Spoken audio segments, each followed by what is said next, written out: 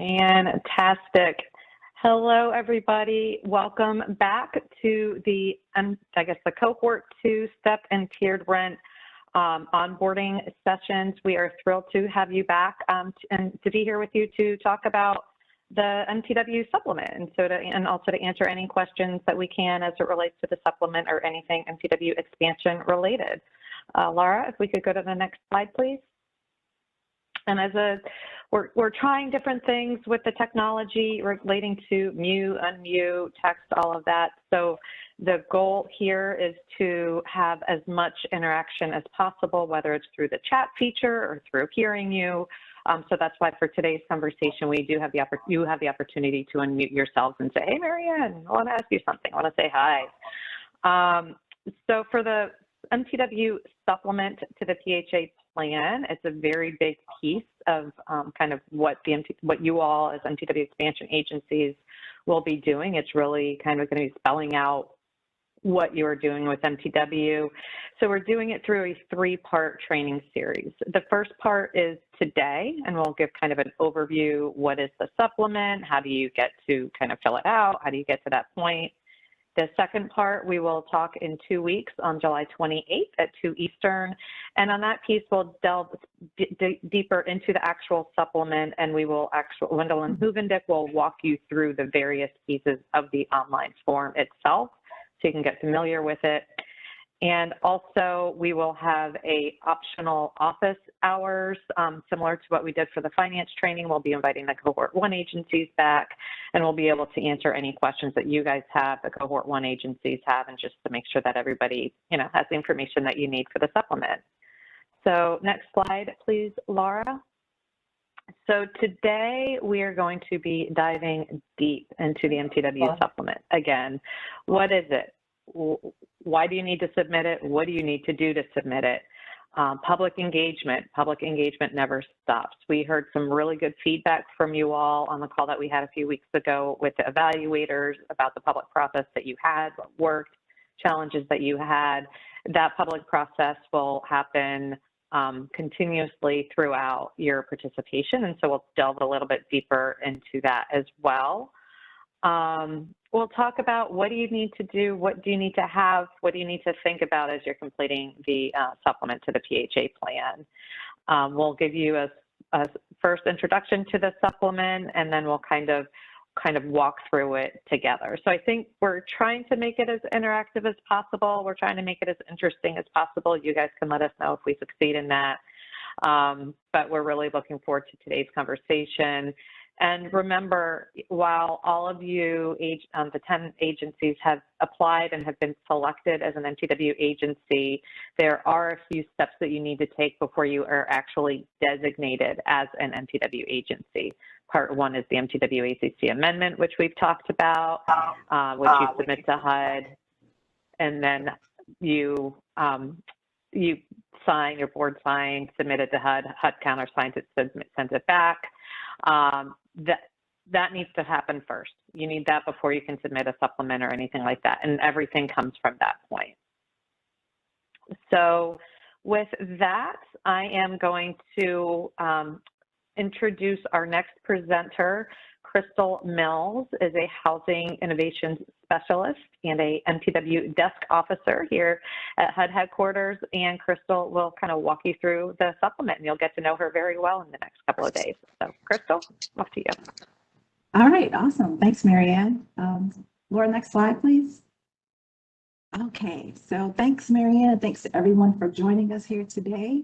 I'm Crystal Mills, and I'm excited to speak with you all about HUD Form 50075-MTW, otherwise known as the MTW Supplement. The MTW Supplement, it's a web-based form that captures the reporting requirements for MTW expansion PHAs and will be submitted at least once per year as part of the standard PHA plan process. So, true to its name, the MTW Supplement will serve as a supplement to your annual PHA plan. So you will continue to submit your PHA plans annually in the same way and time that you always have. The supplement was developed with the purpose of collecting information on the policies that are being implemented at MTW expansion agencies. You will also use the supplement as a tool to communicate your future plans with your residents and community stakeholders. And we at HUD will use the collected information to monitor and evaluate your MTW program so that we can learn from it. And all MTW expansion agencies, including small agencies, will need to submit the supplement on an annual basis. And I just want to make sure that it's really clear that all of the content that you will see listed in the MTW supplement is mirroring the content and requirements spelled out in the MTW Operations Notice. Therefore, please let the MTW Operations Notice be your compass and guide both before and after submitting your supplement. One important question that we continue to receive is, when can we submit the MTW supplement?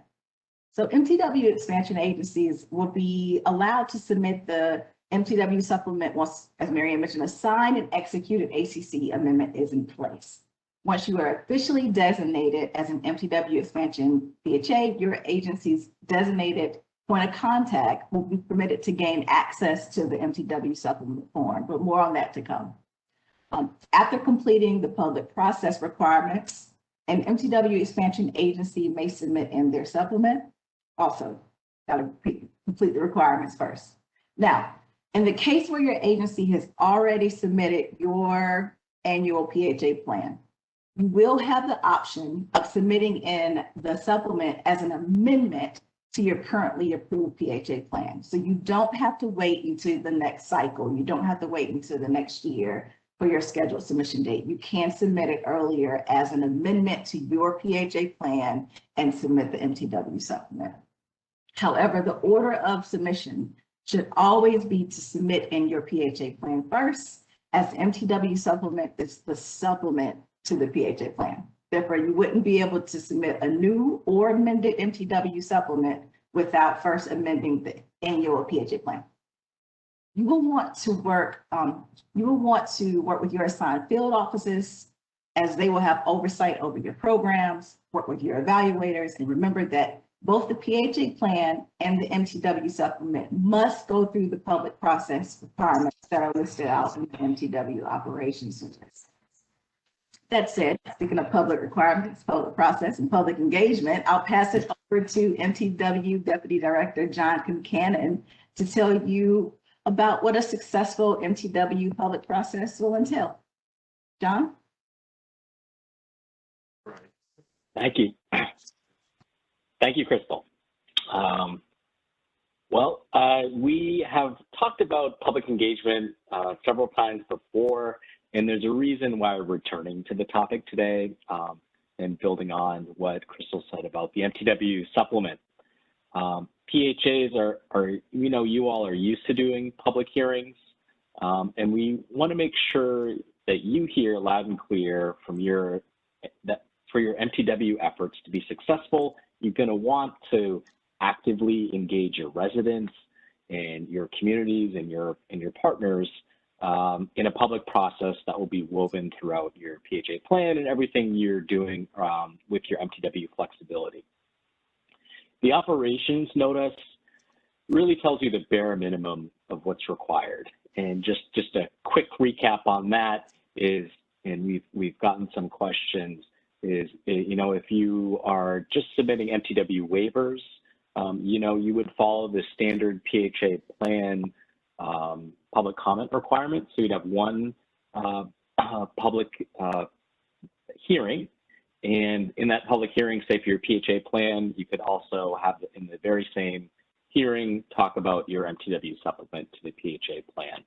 Now, if you're submitting to us a safe harbor waiver or an agency specific waiver, that would require an additional meeting or kind of a separate meeting. But we have heard from agencies, could they do this meeting, say you have at 6 p.m. you talk about your PHA plan and MTW supplement, could at 7 p.m. you talk about the safe harbor waivers. You can do that, sort of piggyback them one off the other.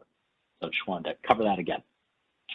But we have heard from current MTW agencies, the original 39, and they'll tell you again that involving residents and getting their insight is critical to success. Now, we know engaging and keeping engagement high can be challenging for MTW agencies and non-MTW agencies. But I think we've seen some even new success around doing things virtually and conference calls. So, certainly recommend building that into your process. Now, while there's no one right way to engage residents and the surrounding community, successful strategies generally include, and this is what we've gotten from your peers, is establishing trust, educating residents about MTW. I'll say even in the HUD building, we talked about stepped and tiered rents. We can get some blank looks. So we know that can take some educating. Being inclusive and coming prepared. Now, the MTW public process is not the same public process you may be used to for a PHA plan, but it just requires a little bit more comprehensive strategy. Next slide, please, which leads us to, we have put together this, I think is a great interactive training on HUD Exchange. As you can see here, up on the upper left, the screenshot, that's Paul Rankar from Atlanta Housing Authority.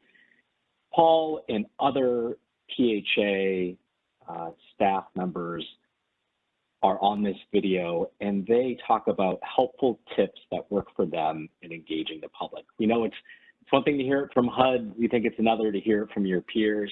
And when we came together at the MTW conference a couple of years ago, we got everyone together, a great idea, and we made this video.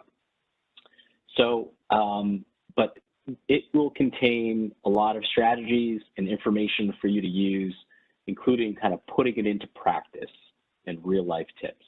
So all these testimonials can really help you.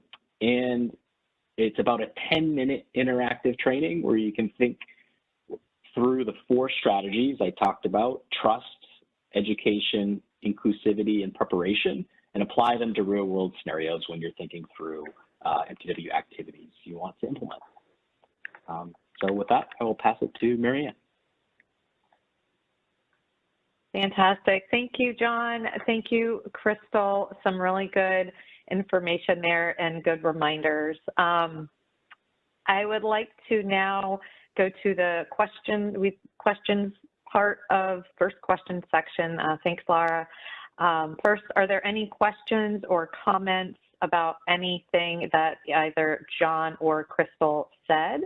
And just as a reminder, you can use the chat feature, or you can take yourself off mute to say, to speak to us directly, verbally. Any questions or comments?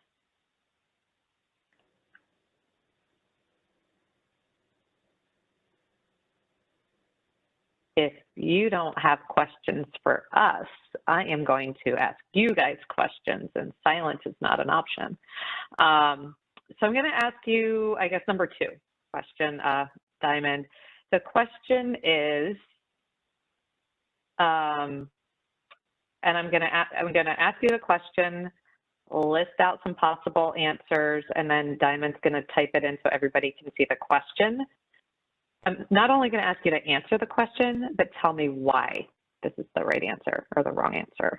So the question is, number 2, which of the following is not a recommended strategy for building effective resident and community engagement? A, establish trust. B, educate residents about MTW. C, be inclusive.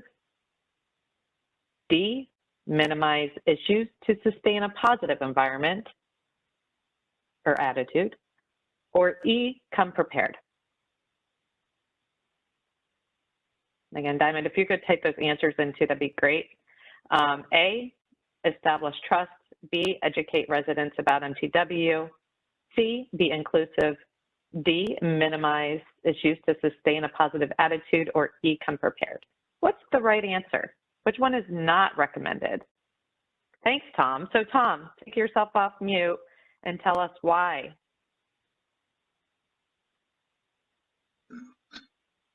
Because we always want to prepare for the truth, not necessarily just put a spin on it. We want to get at what really needs to be looked at. Exactly. You want to hear the truth. Sometimes the truth isn't good, but you got to hear it. Anything anybody else has to say about this one, about why just keeping it positive isn't always the best way to go during a community engagement?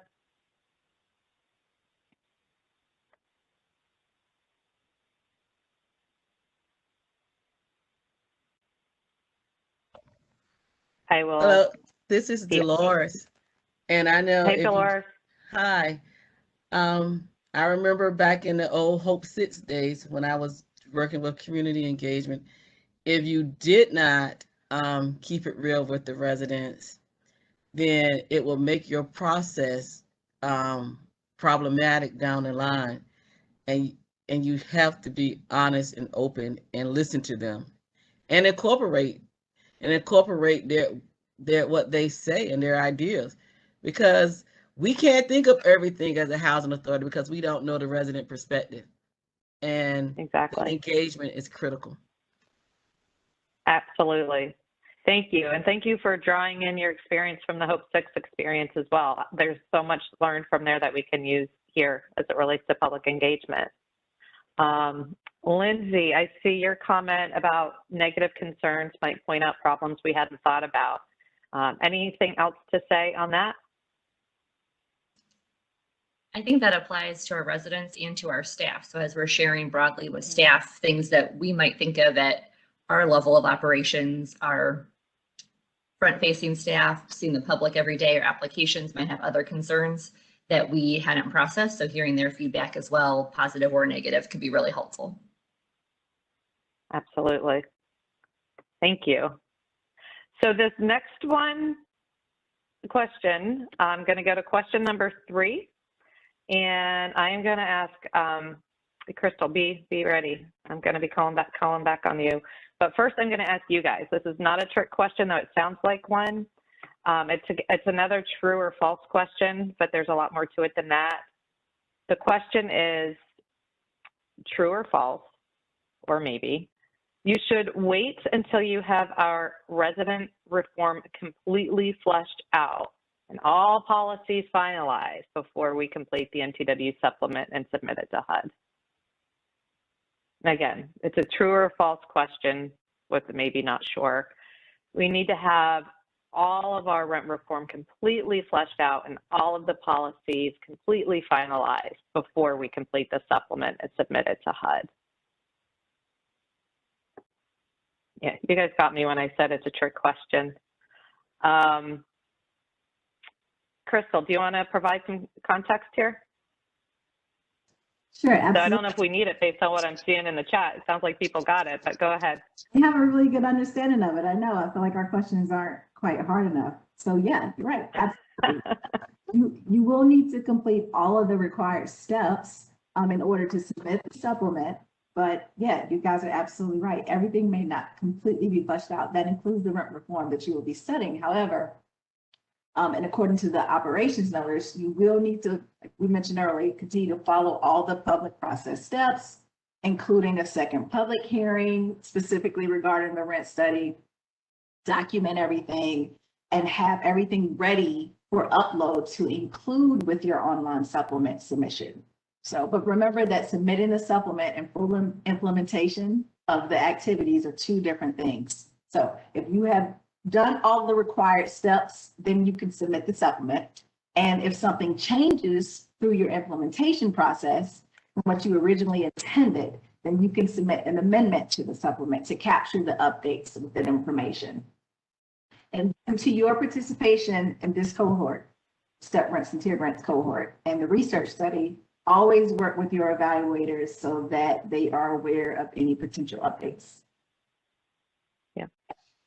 Thank you, Crystal. And you're right, I think we need to make them harder for the office hours. So any questions or comments before we move on to the next section?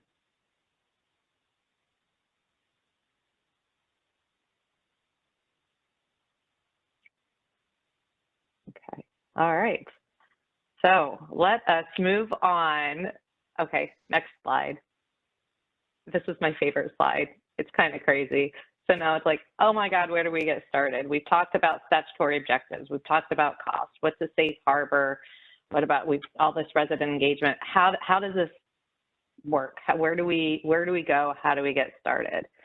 So I am happy to let you guys know that we are all good and that we are going to do a little bit of a role play.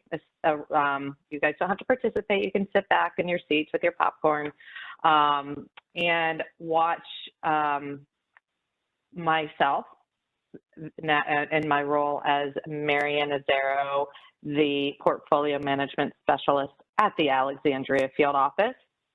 And I am having a conversation with Mr. Jerry Turlington, who is in this role, Executive Director of the Housing Innovations Incorporated. And so sit back, have your popcorn, and enjoy the role play. The premise is the hypothetical Cohort 2 agency, Housing Innovations, Inc., is considering what MTW flexibilities could be pursued given the construct of the rent study. The following is a conversation between the PHA's Executive Director and the Field Office Portfolio Management Specialist. Jerry, again, as I noted, is the Executive Director of Housing Innovations, Inc., and Marianne, myself, will play the role of the Portfolio Management Specialist at the Field Office. So this is like kind of similar to what a conversation may look like at you and your agency. You ready? Jerry, we ready? We are ready. All right, let's go. Hey, good afternoon. This is Marianne with the Alexandria Field Office. How may I help you, Mr. Turlington? Hi, Marianne. I'm the Executive Director here at Housing Innovations, Inc. We are Cohort 2 designee, and when we were applying to this cohort, we kind of looked at the step-down tier rents, in which we ultimately decided that step rents were more beneficial to our residents. I have a couple of questions I'm hoping you can help me with as we are looking into additional flexibilities we might use in tandem with the study. Do you have a moment? Absolutely, sure, go ahead. Great. So we know that our participation in this cohort requires us to participate in a rent study. My first question is, are there any limitations to what other flexibilities we can pursue with respect to this rent study? Yeah, absolutely. That's a great question. And as you might remember, as you should remember, I suggest that you take another look at the selection notice for Cohort 2 under which you applied. There are certain waivers that your agency will need to wait to pursue until the rent study is over. But that said, there's still a lot of flexibilities that your agency could utilize now. So is there something specific that you guys were thinking about? Yeah, and I thought that might be the case. Here in our community, we are having difficulty maintaining the landlords. And so our staff and I, or my staff and I, have kind of looked into some ways that we can incentivize this and retain landlords while still kind of serving our residents the best we can. So are there any flexibilities around HQS that we can pursue? That's one avenue that we're looking at. Sure, absolutely. And I think that, again, I think your best approach here would be to start with the operations notice, which is on the HUD website and available, and also the selection notice that we just talked about that you applied under. But as far as I know, yeah, I do believe that all MTW agencies are able to pursue certain HQS flexibilities. We'd have to go back and look at what the operations notice says. But I think there might be something in there relating to pre-qualifying unit inspections or maybe alternate inspection strategies. Is there a certain flexibility you're looking at? Yeah, so it would be the pre-qualifying units and alternative inspection schedules. Here, since COVID, we kind of had a big issue with inspecting our units in our usual timely manner. So we wanted to kind of think outside the box and see what MTW offered us as far as some flexibilities to do those in those similar instances if, you know, another pandemic rolled around, or just to kind of improve our agency's operations. And we also have a sizable demand for market rate renters, so that kind of increases the competition on us. So we think that both, pre-qualifying units and the alternative inspection schedule could be win-wins for our agency. Awesome. That sounds great. And that definitely sounds like it could be win-wins. And I think exploring those HQS waivers through the operations notice could be beneficial to both your agency and the residents. But just be mindful as you're looking at them, pay attention to the operations notice that while those are allowable, you do need to stay within the safe harbors noted in the operations notice. Otherwise, you'd need to request a safe harbor waiver. So just keep that in mind. Okay, good to know. Thank you. So one last question, because I know your time is valuable. I'm sure other folks are getting at you right now. Where do you recommend I start? All right, so in the Cohort 2 selection notice, there was a list of other waivers that could not be used, such as the work requirements, term limited assistance. So you want to make sure to review that. You could take a look at the operations notice to see if there's other things that you might be interested in doing that aren't, restricted during the evaluation period. Maybe talking to some of the other agencies as well. But as you noted earlier, the HQS waivers might be an interesting place to start and help your agency operations and, bring in new landlords and help your families as well. And that's really what MTW is all about. Yeah, great. Thanks, Marianne. I definitely appreciate your time and the information. My team and I are certainly looking forward to MTW. So I hope you don't get tired of us, as we might reach out down the road. Absolutely. That's what we are here for at the Alexandria field office. So you're very welcome. We look forward to providing any support along the way. You're well on your way. Best of luck as you get started. Goodbye, Mr. Turlington. Goodbye. Thank you. The end. So we're going to Hollywood, maybe, maybe not, I don't know. So that is kind of what a conversation might look like. You heard some regular drum beats, read the operations notice, read the selection notice, talk to the field office. We're here to support in any way possible. And so that's just kind of an example of what a conversation might be as you're thinking through your activities.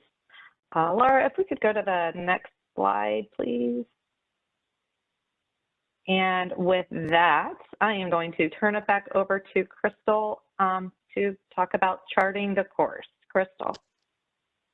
All right, that was awesome and seen. Okay, thank you, Marianne and Jeree and all the folks at Housing Innovations, Inc., PHA, for letting us listen in on that insightful conversation. I think that now we are ready to chart the course ahead.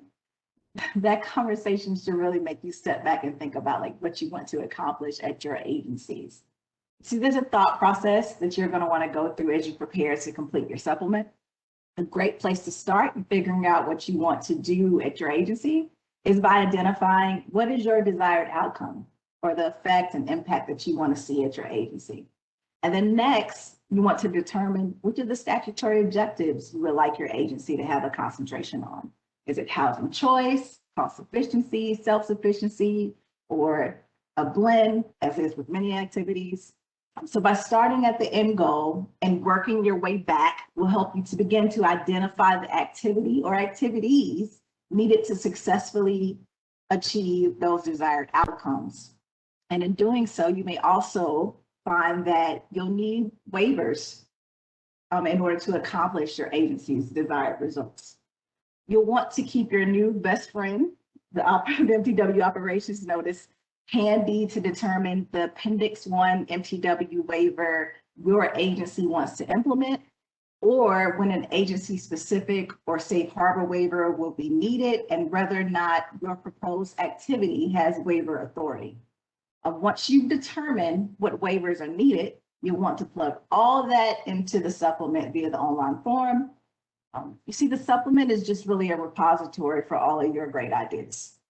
I would imagine that a newer MTW expansion agency will typically start with selecting easier activities and then begin the more complex activities once enough trust has been established. Next slide, please. Love this slide. Okay. So let's think for a minute about the resources you have in the MTW Operations Notice and your MTW Selection Notice, this Selection Notice, and the requirements you have of completing the MTW Supplement. If you think about how to chart your course toward figuring out what you're going to do and what you need to think through to complete your supplement, think about the Operations Notice as your compass. It's there to point you in the right direction of all the things you can do with your MTW status. Your Selection Notice is the map that gives you the information you need to get where you're going, and it lets you know that what you're eligible to do as part of this cohort. And finally, the MTW Supplement is your travel itinerary where you write out what you are going to do each day of your trip. So it's the email you write out to send to your family so they know where you'll be and what you'll be doing along the way. Next slide. Okay, now, during the next scheduled webinar, as Mary mentioned earlier, on the 28th, Wendell and Hugendick will, from our office, be taking a deep dive into walking you through the MTW Supplement's online form. But to better prepare you in successfully completing out the MTW Supplement, I'd like for us to take a look and briefly discuss the MTW Operations Notice. This Operations Notice governs the participation of all MTW expansion agencies and establishes the requirements for the implementation of the program, all of which is pursuant to the 2016 MTW expansion statute. Just a reminder for everyone to mute their phones if they're not speaking. The Operation Notice spells out the terms and conditions that an MTW expansion agency must adhere to and provides all of the available MTW waivers and associated activities. It's very, very important to familiarize yourself with what you see here on this slide, which is an image of the official published MTW Operations Notice, the stepped and tier Selection Notice, so that you know what your PHA is allowed to implement. And to expand on an earlier point, there may be cases where you want to request a waiver to implement an activity that's outside of what is listed within Appendix 1 of the Operations Notice. And some PHAs may be granted safe harbor or agency-specific waivers, but only to the extent that that waiver doesn't impact the evaluation of a specific policy that is being studied under this cohort. So as you're planning for the activities that you want your agency to implement, be mindful again to always reference your Selection Notice to stay in alignment with the policy and evaluation requirements. And then also remember that Selection Notice will serve as your map and the Operations Notice as your compass. So with that said, I think that we should take a look at the MTW Operations Notice together. Laura, if we could present the official published MTW Operations Notice here on the screen.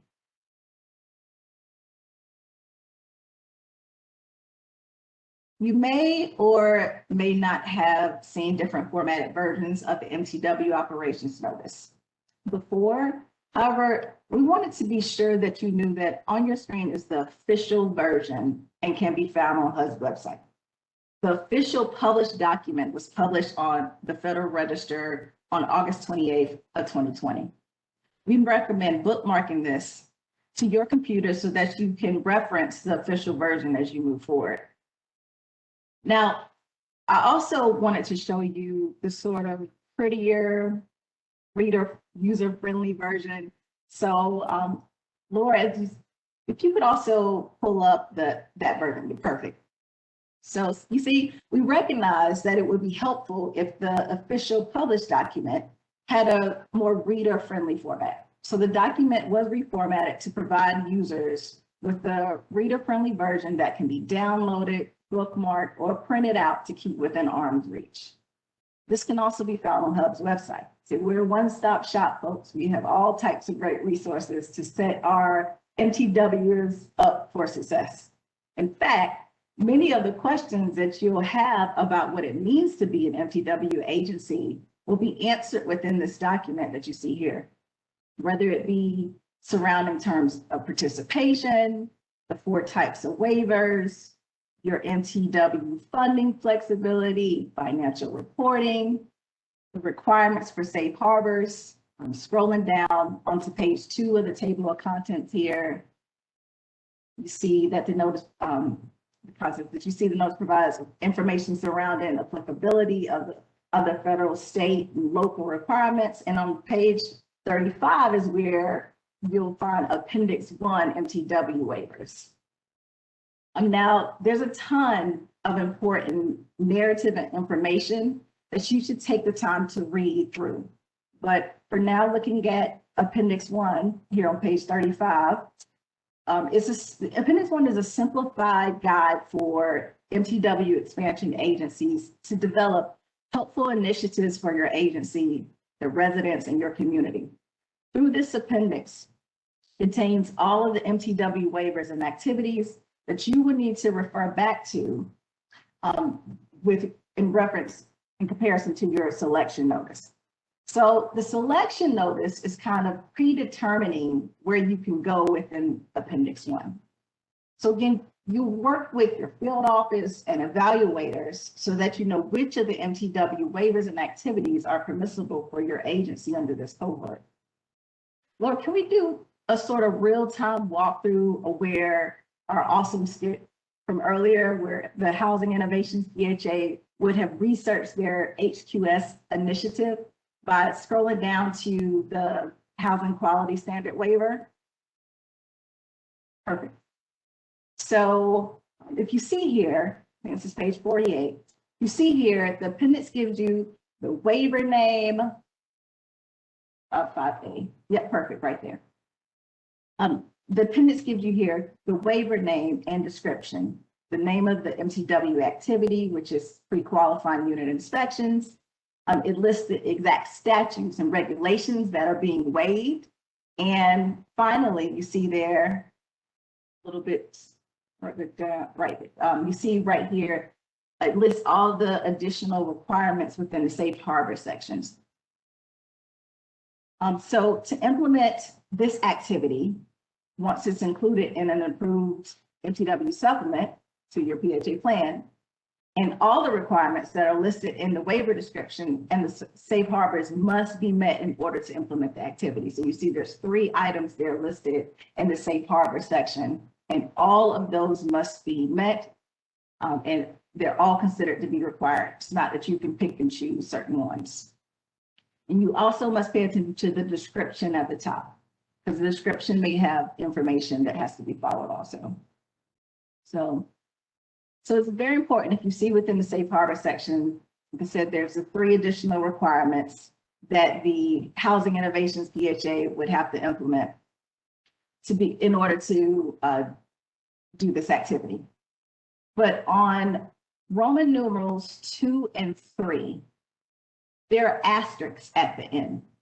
When you see those, know that the safe harbors that are marked with an asterisk cannot be waived through either a safe harbor waiver process or an agency-specific waiver process.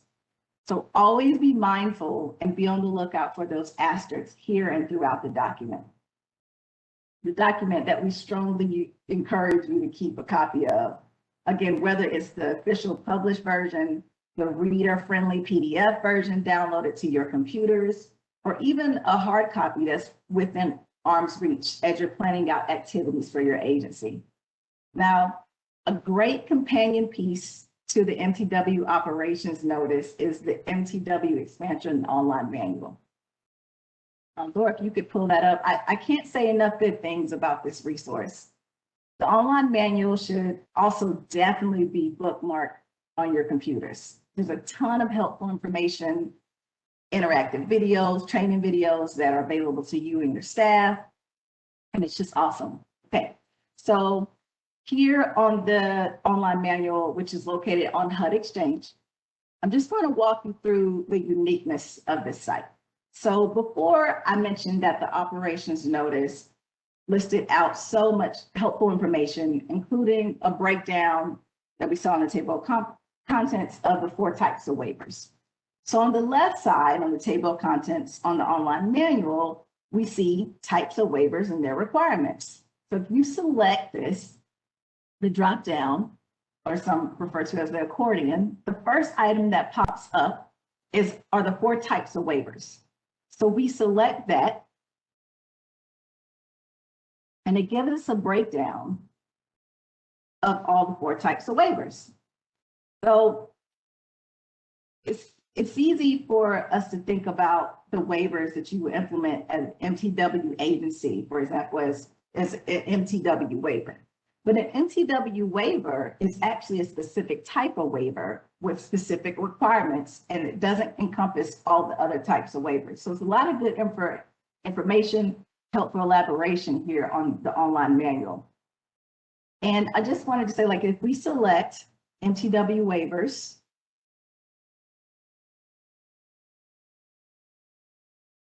then the online manual now offers you even more information surrounding what this is.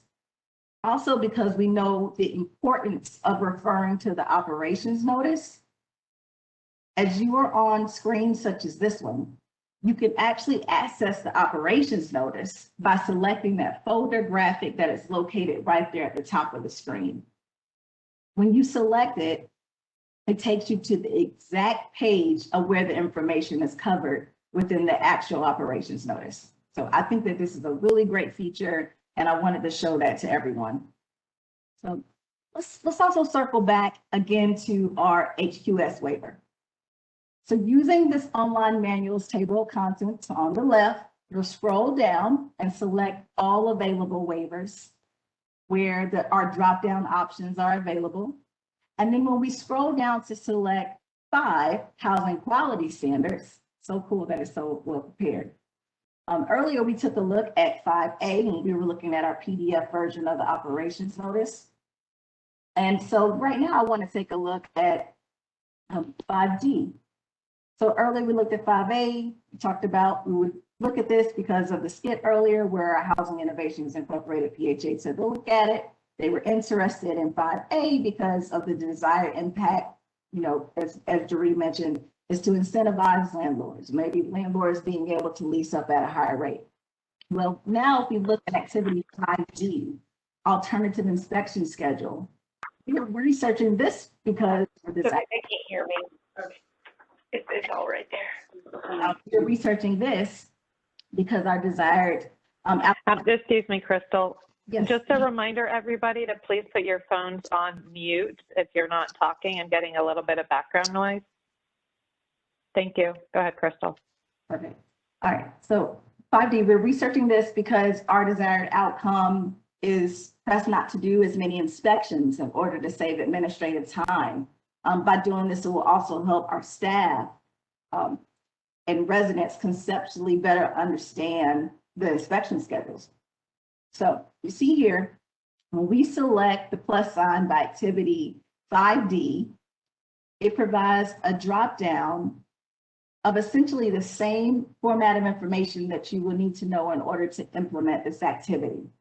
As a reminder here, don't forget to be mindful of this activity's safe harbors. There are 4 requirements listed here. Units must be inspected at least once every 3 years. The participant must be able to request an interim inspection of HQS inspection standards as found at 24 CFR 982.401 must not be altered.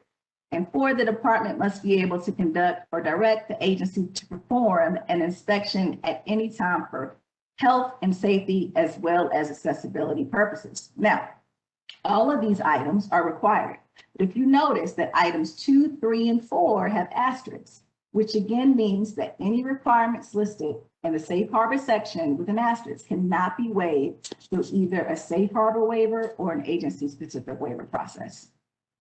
This manual is great, a very helpful resource that you should definitely use. Please, again, I strongly encourage you to keep your MTW Operations Notice, your selection on this readily available for when you're making plans for your agencies.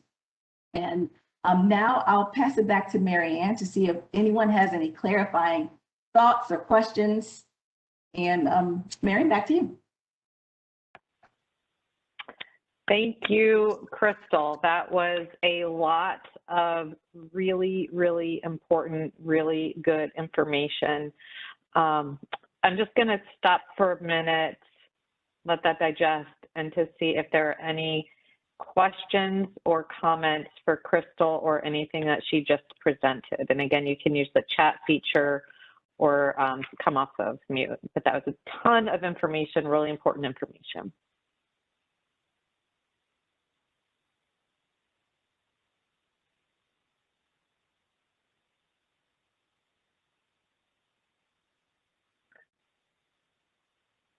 Okay. And you guys might be able to tell I'm doing something a little bit different this time. I'm trying to leave more time for you guys to ask questions so I don't just say any questions and then I jump right into the next one. So the pauses may be a little bit longer than they had been before. Good question from Debbie. What if you are in the, oh, this is an interesting question. I'm going to ask John or Drury to take this question. From the chat, what if you are in the UPCSV demonstration program? I don't know the answer to that. John or Drury, do you? Would they be able to use our HQS flexibility? And John, I think you might be on mute. Yeah, I'm off. That's a great question. Why don't you float it into us? We've been doing a lot of connecting with React. So why don't we look into that a little further rather than answering that right here. But if you could just submit that to the mailbox, we'll get you an answer right back. Great. Thanks, Debbie. Thanks, John. Other questions about the operations notice, the waivers, safe harbors, any of the information that Crystal just presented?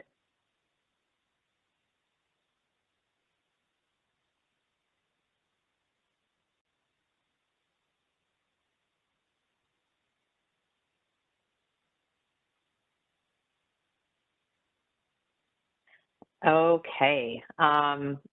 So, and also just as a heads up, and I'm sure you all already have a book night marked already, but in case not, I did put into the chat feature the links to what we call the pretty version of the operations notice.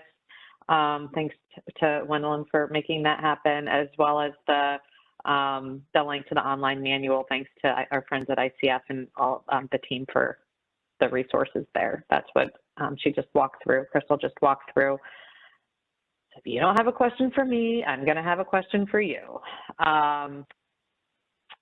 True or false? And again, you can put this into the chat feature or just pop offline and spit it out. True or false? And this is a true or false. Your agency will stay on the same annual plan cycle for the submission of its MTW.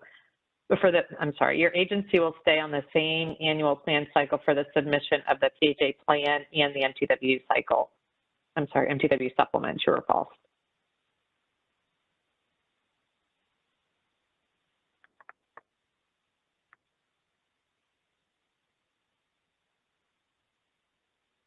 Okay. So we're getting a lot of trues, maybe one or two falses. So the correct answer is true. Yay. The agency will remain on the same cycle, right? So whenever your annual PHA plan is due, the MTW supplement to the PHA plan is due at the same time. That said, if you are able to provide the MTW as an amendment to the PHA plan partway through the year if necessary. So if you don't get the designation or if you're not ready to submit your supplement until midway through your year, you can do that as an amendment to the PHA plan. Any other questions on that, or Crystal, any other clarifying details on that?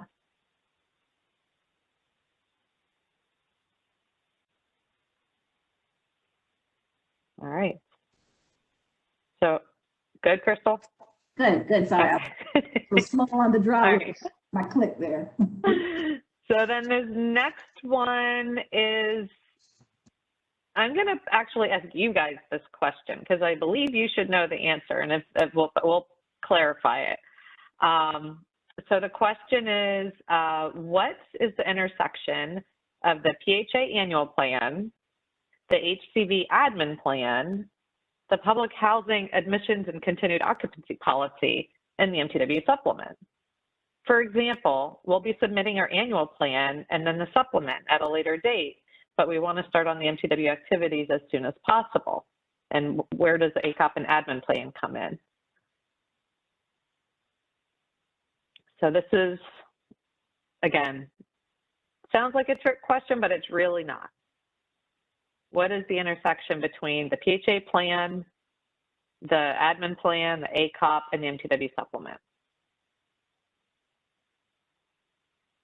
What needs to happen? And this is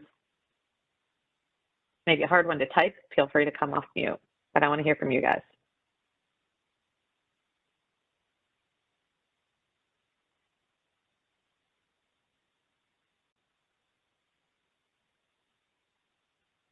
I see Dolores saying that you need to incorporate the MTW changes into the ACOP and admin plan. Ding, ding, ding, ding, yay, you get the candy bar. So, and again, the MTW supplement, it's the supplement to the PHA plan. So those two are connected. Yes, Janina, is that the name Janina? Annual plan and supplement are basically connected, right? So supplement to the plan, those get HUD approval. Once you get HUD approval, then you update the admin plan and ACOP, and then you implement it. And I think ICF, you see how she wrote that out there? That would be a great something to put in our future slide someday, because I like it's just clearly laid out there, 100%, A+. Any questions, comments?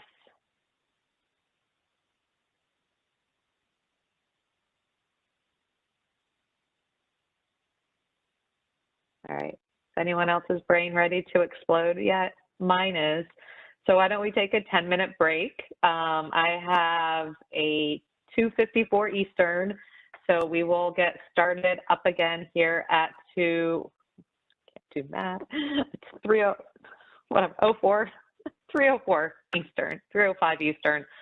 Let's take a 10-minute break and we'll see you back here in 10 minutes. Thanks, everybody.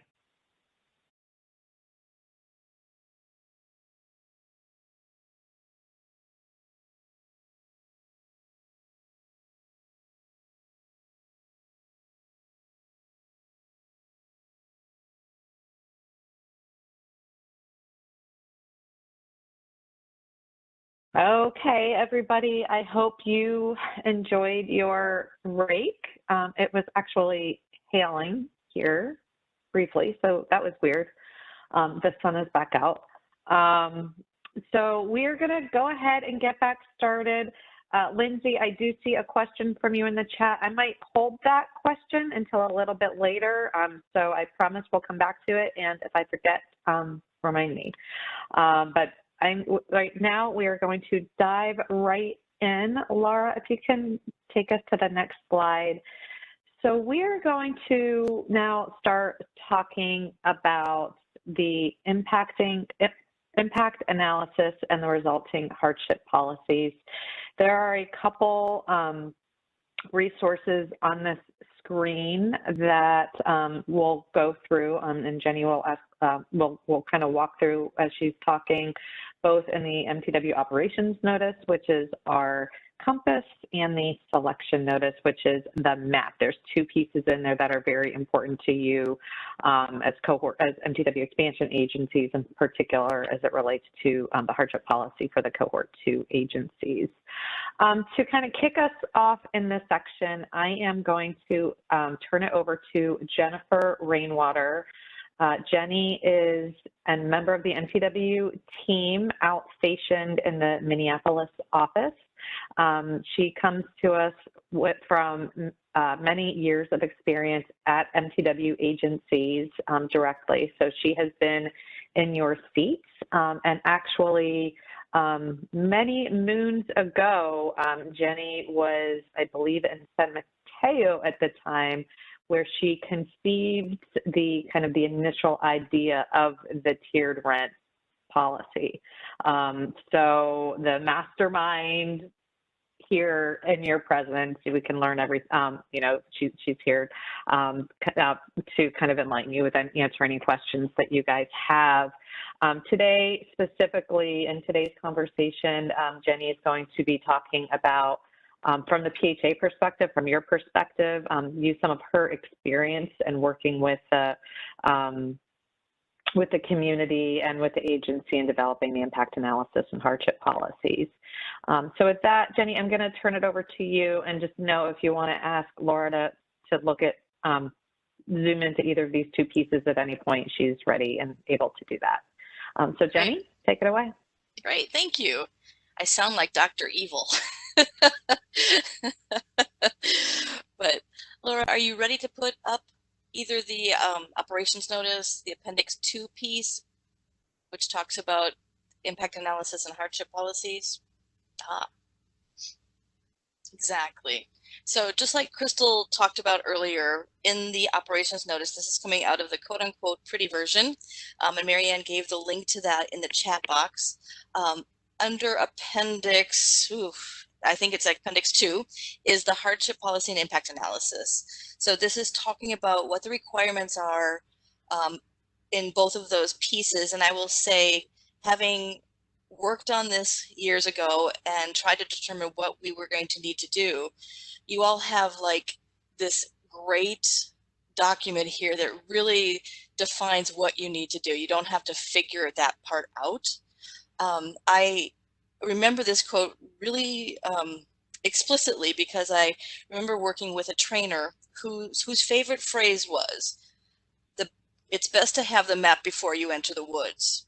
And so this, keeping the theme of having a compass, having a chart, this is really helping you to have the tools that you need to make really informed and good decisions as you're moving forward. So as you're looking at this, actually, I think the page before this, Laura, page 65, is what talks about the impact analysis. And these 9 points that are called out that must be included in your impact analysis, you may not be able to do all of them because it's also looking at you know, things like number 4 and number 5, you know, what do you think the impact is going to be?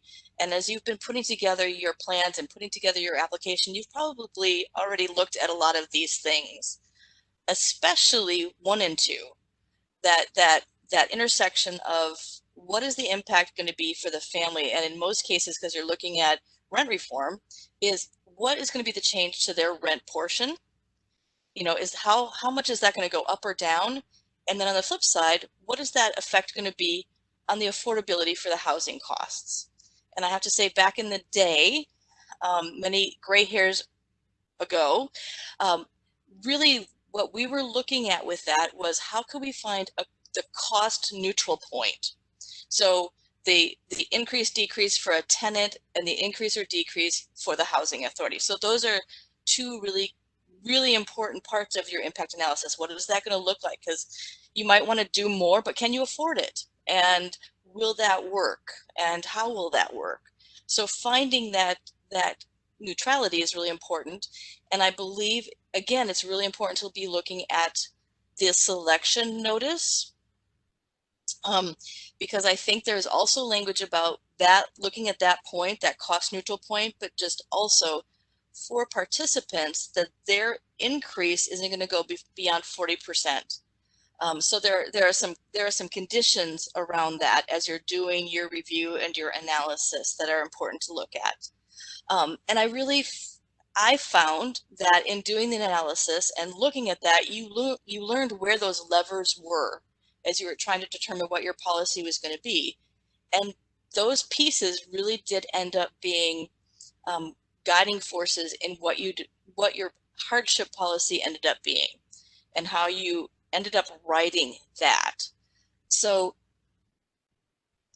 these are 2 really important things. That part of it you've already done, but look at it and use that information, because I think for all of this, you can build on what you've already done to determine what you're going to need to do going forward. I'm going to be bridging as I talk here, both about what you're required to do and what we did. because the hardship policy ended up being really important. And it ended up being really important from a matter of transparency for the local community, so that people knew and understood as we went forward in time that there would be this policy. So if somebody was going to experience something that they would consider something hard, something for them to overcome, that we had a way that they could have potentially additional time to acclimate to that, to think about it, to determine what would be the best course, and that it would allay some of those fears and concerns, and that document and that method would be easy, incredibly easy for them to access. So those policies and the way to access it was very simple to find. It was on our website. It was among other rules around like portability and other instruction materials that people needed to know and find out, so that it all linked back to the fact that they could make an informed choice. So with the hardship policy, that was key as far as a communication tool. Obviously, that was communicated as we went forth in our public process and talking with various partners in the community, and talking with organizations, and talking with the resident advisory board at the time. This was a piece that was at the top of their list usually, of what would that look like, how would it work, how would people access it. And so that transparency was important. So having this be a part of your supplement will be really important, because it will also show and indicate to your community that this is a really important part of what we're doing. We want to design and test these different methods, but our intention is that it makes it easier, frankly, for you. And all joking aside, the development of the tiered subsidy table was designed from that perspective as well, because we wanted to be able to inform people when they received their voucher, what was the maximum subsidy that they would receive from the housing authority, so that they could go out and quote unquote shop smart when they made a decision of where they were going to live. They didn't have to wait to come back to the housing authority essentially to ask permission. Can I eat this cupcake or not? They knew whether or not it was going to be affordable to them. And so there was a lot of education behind that, but that was the purpose of the tiered subsidy table. And developing that, we wanted to make sure that, again, we came back to that cost neutral point, that as we converted to a new method, that people weren't unduly negatively impacted by it. And the hardship policy was designed to really talk to them, to be able to have those conversations, to show them and give them time, frankly, to see that increase potentially was happening. They were given the option that maybe the best option is to move into something different, especially in cases where, as you probably are aware, households had it was a hard market, but where they had fine instances where they could rent a unit size that was larger than their voucher. So just what those amounts were going to look like, they could make a good decision that maybe they would move to another unit that was the same voucher size that they were eligible to receive, to ease that cost. But they were able to then make that decision. And so it was really a point of empowerment. But having these pieces in place really facilitated those conversations with the families. Laura, can you go to the next slide?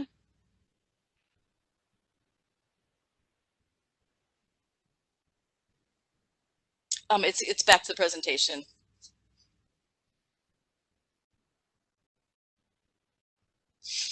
So in looking at this is talking about for you today with the Cohort 2 agencies, just looking at, as you're doing your analysis, as you're looking at, and really, where do you start, but who are you helping now? So your analysis is really looking at, because you have all the pieces of information you need to consider in your systems. So the size of the family, the differences between the voucher size and the unit size, the utilities, the allowances that they're receiving, the composition of the family, is this a disabled household? Are you going to include disabled households? Or also, does the operations notice basically say you can't include protected classes? So elderly and disabled households will not be included in your rent study, right? So you're looking at that. What is the amount of rent? What is the amount of the contract rent as you're looking at the voucher program? What amount is, so you have those numbers, and then what are you proposing in your new rent study, in your tiered rent? Here's the subsidy amount. And you can see what amount are they paying today? What would they be paying, because you have all the numbers in the future under this new study. So you know exactly how much they're going to pay. You know who is going to experience an increase. You know who's going to be experiencing a decrease. So you can make those determinations. As you can see here with the hardship policy, the requirement that you need to make this determination quickly, because if a family says, hey, I want a hardship, you need to implement that in the very following next month. And that seems time-wise really scary, but just keep in mind, as you're doing your recertifications with families, you're seeing them actually more than 1 month, 2 to 3 months ahead of time, because you're needing to send out your notice of change at least 30 days before the start of that new contract.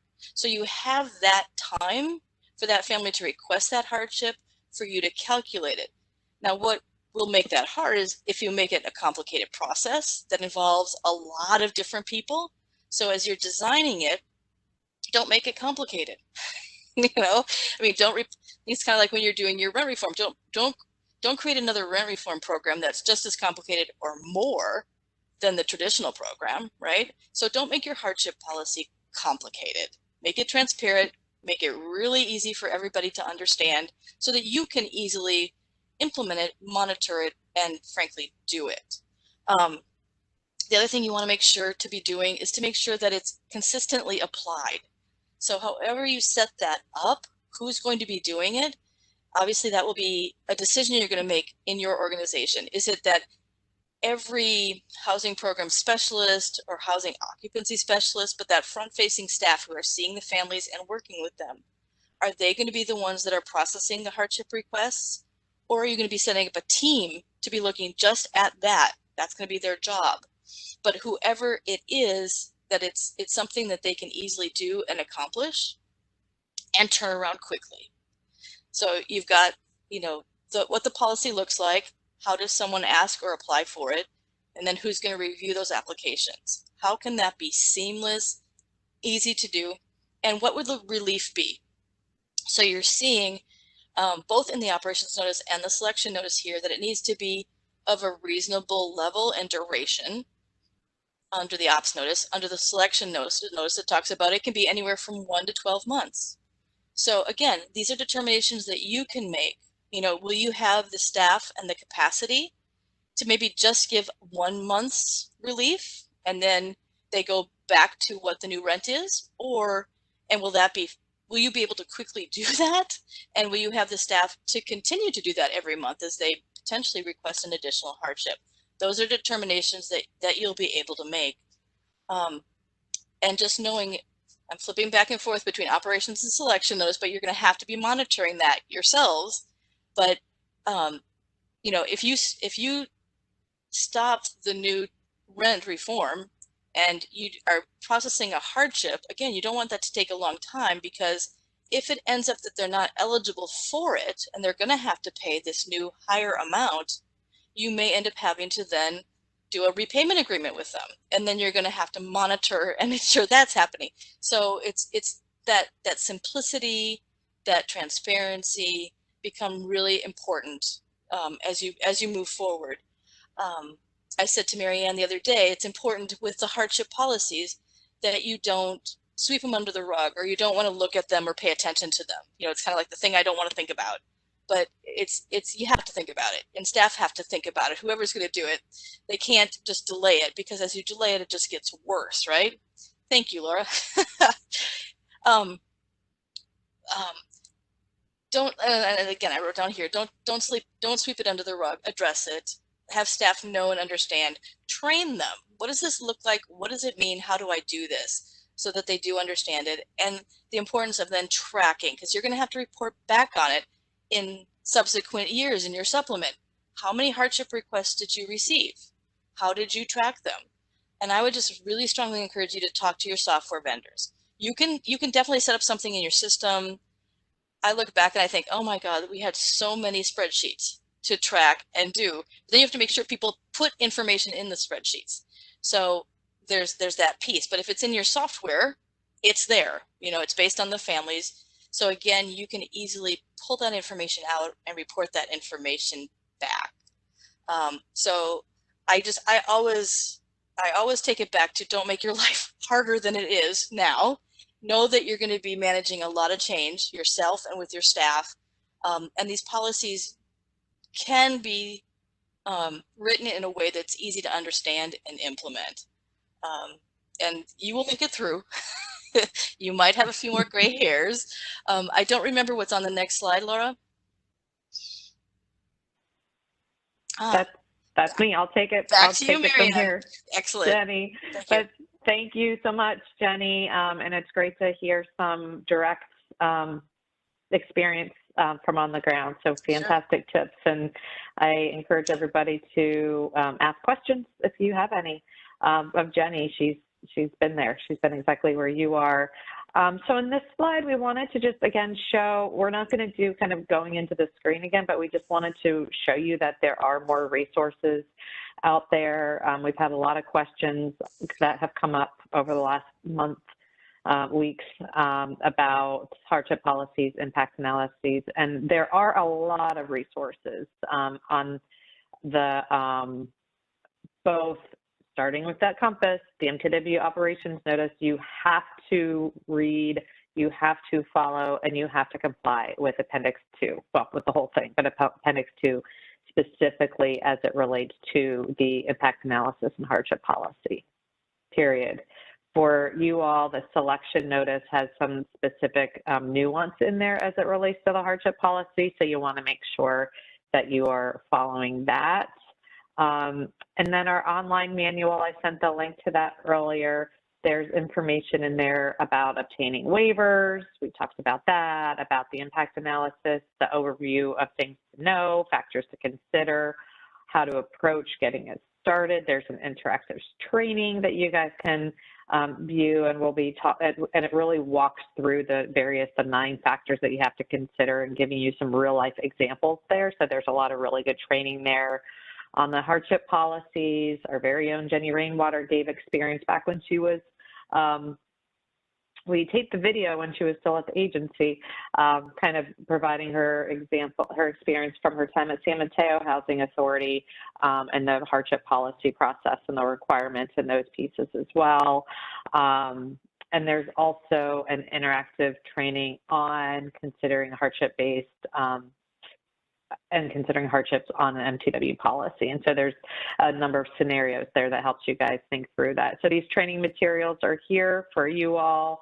I encourage you to take a look at them prior to our August 4th conversation at the office hours and see if there's any additional questions that come up. Next slide, please.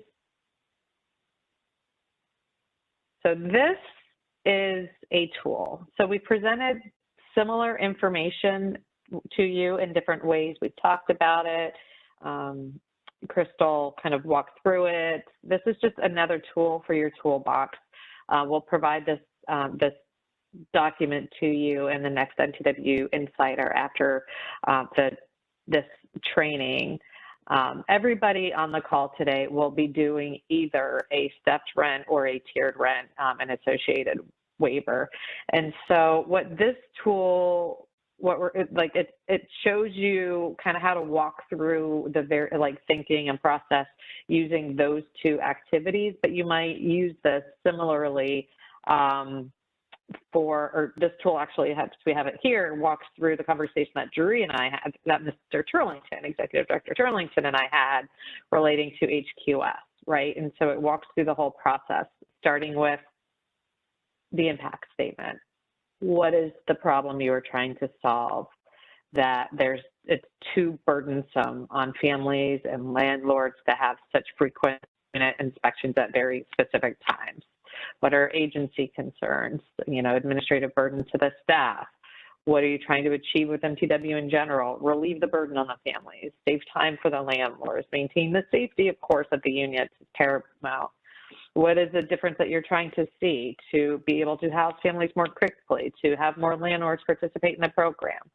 And so how do you achieve that? Okay, you look at the ops notice and you're like, oh, here's a couple things that we could use. How do you operationalize that? You bring the staff up to speed, you look at your software, you educate your landlords, you educate your residents. And looking through the waivers, you know, okay, yep, this is what we're gonna do. You take a look at the safe harbors, see if what you wanna do is covered within there, or if you need a safe harbor waiver, and then you go to the supplement, and then you type it, and then you submit it. That's the last step. Going to the online form is the last step, and then you go in and type the information there. And so we talk about like, okay, what is the specific information that you need to collect here on the right-hand side, the hardship policy, the impact analysis. Are those applicable? Do they apply here? Yes or no? Do you want to do a safe harbor waiver, an agency-specific waiver? Yes or no?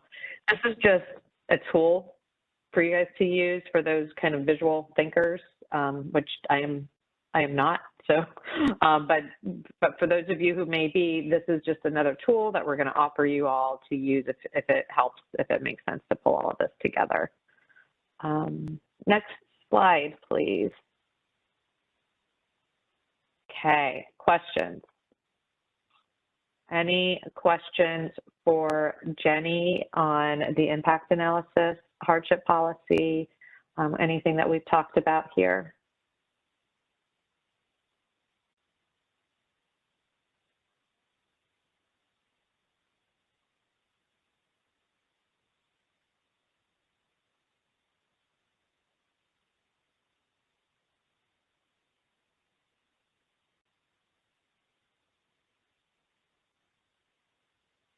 I'm scrolling up to a question that I got earlier. Any?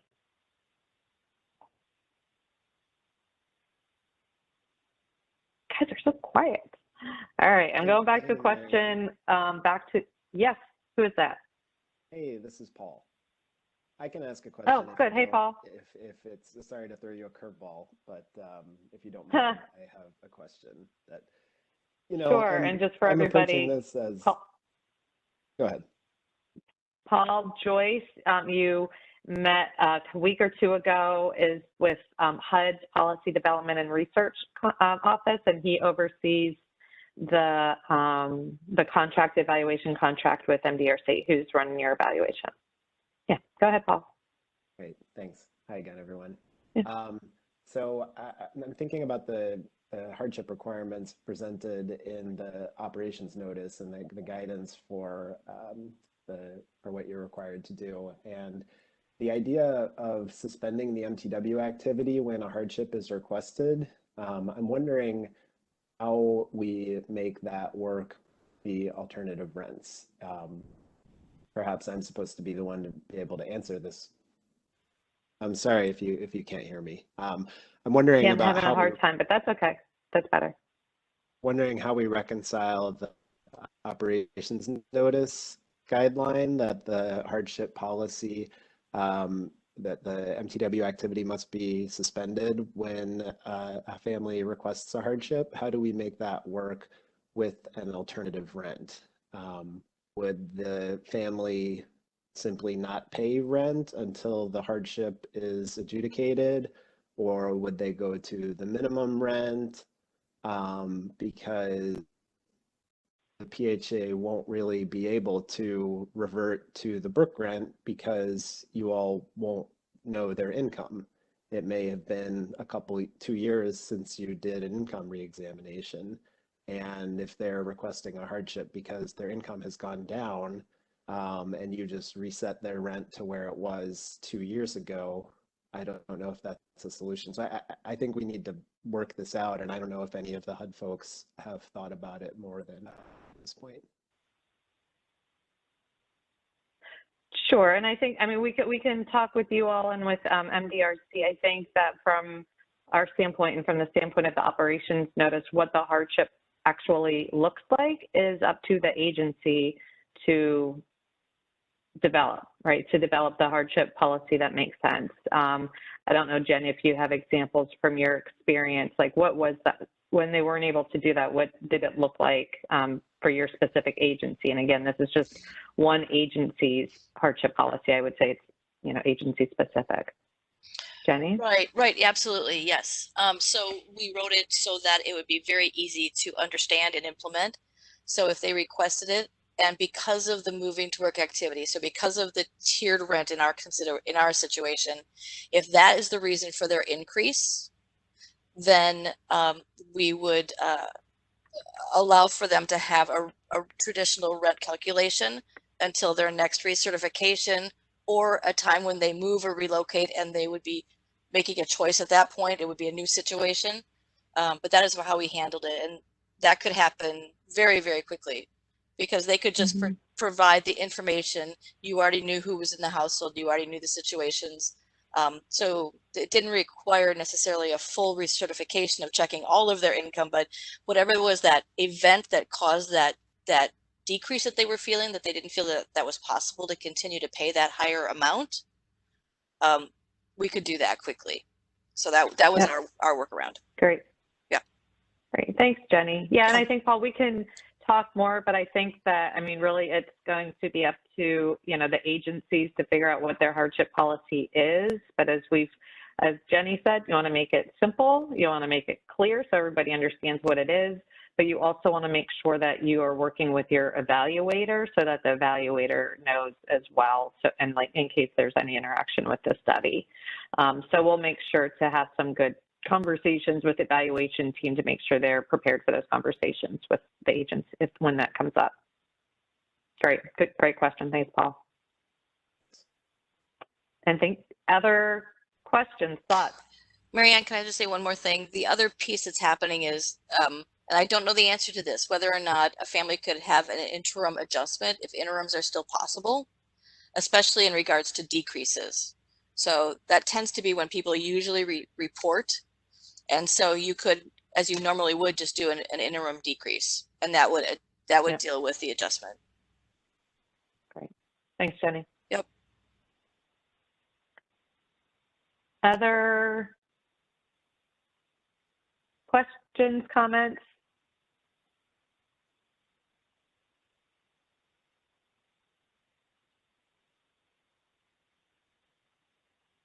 Okay. Here is a question that, again, I don't know if I know the answer to this. I'm going to put John on the spot again, but I don't know if you know the answer to this one, John, or any of the other HUD team folks on the call. So the question came in just before break, and it's going back to the conversation that we just had about the ACOP admin plan discussion. There's a question in here about, is there a way to include the MTW changes and the admin plan ACOP with a pending HUD approval language or something like that, so that everybody can get on the same track, so that they can, I guess, basically get that started and be able to implement right as they get HUD approval. I mean, off the top of my John, head, have we come across this? I mean, that certainly sounds like a rational approach to start that process and to draft your ACOP and admin plans is to be ready to go once approval is received. But no, I can't think of a similar question we've at least gotten recently from some of the older agencies. I mean, we're not very prescriptive, frankly, our office about that. We just ask that you update it. Prior to implementation. Right. Yeah. Jenny? Can I just say, one of the ways that we addressed that was that when you were implementing something, it related to some piece. It wasn't the entire admin plan or the entire ACOP, especially when implementation wasn't going to happen. You know, if your plan is due like July 1st, it's not like you're going to implement July 2nd usually. So you would have that at the ready for when you're getting ready to implement, so that you would have it posted and available and reflect those changes due to moving to work in your ACOP or your admin plan. So you weren't changing Great. it ahead of time, but you had it ready to go. Great. Jenny, could I Thanks. ask a follow-up question? Did you Sure. have your admin ACOP on a different schedule for the year than your annual plan MTW supplement then? No, Okay.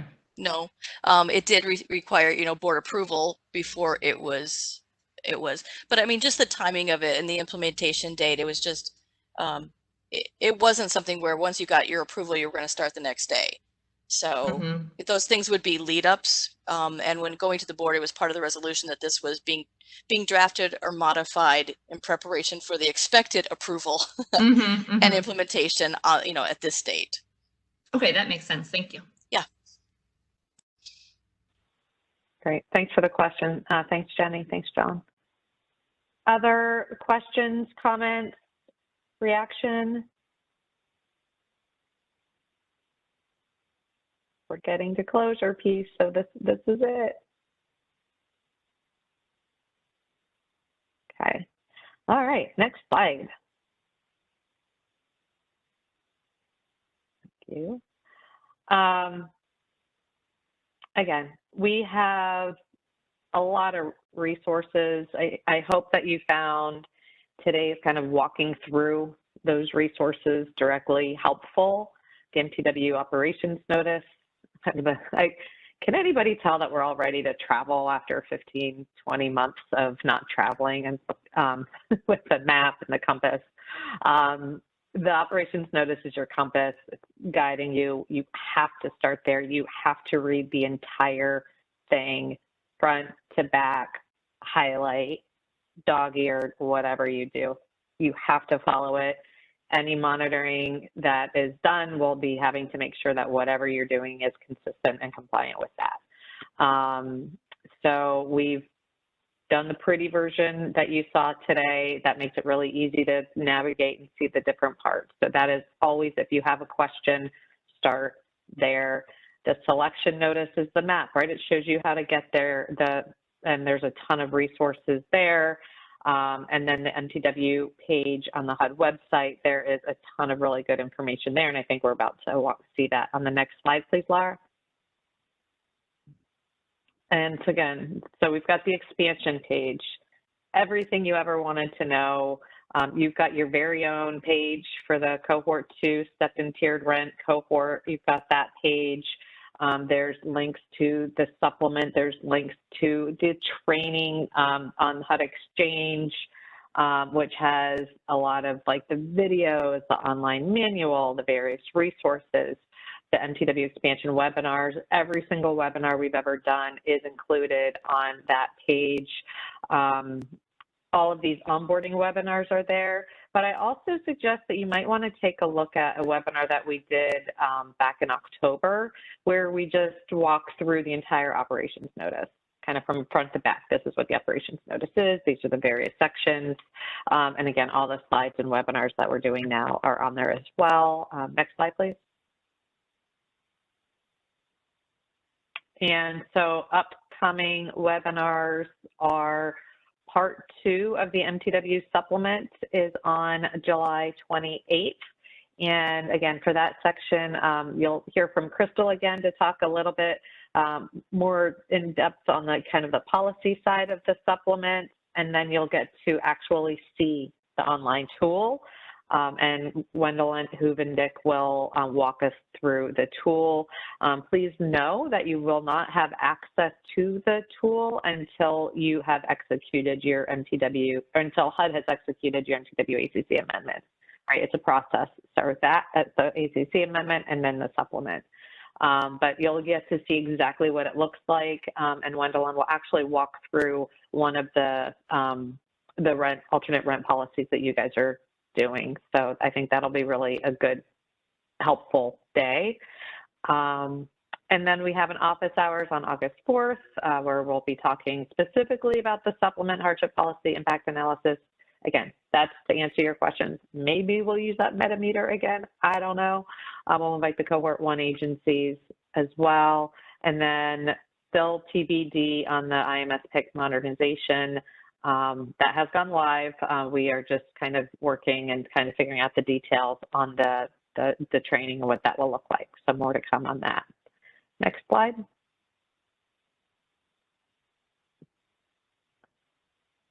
Thank you. Thanks everybody for your time today. Hope that you found it helpful. If you have any questions whatsoever, please send it to MTW Cohort 2 at HUD.gov. And I hope you all have a great afternoon. Thanks everybody. Have a great day.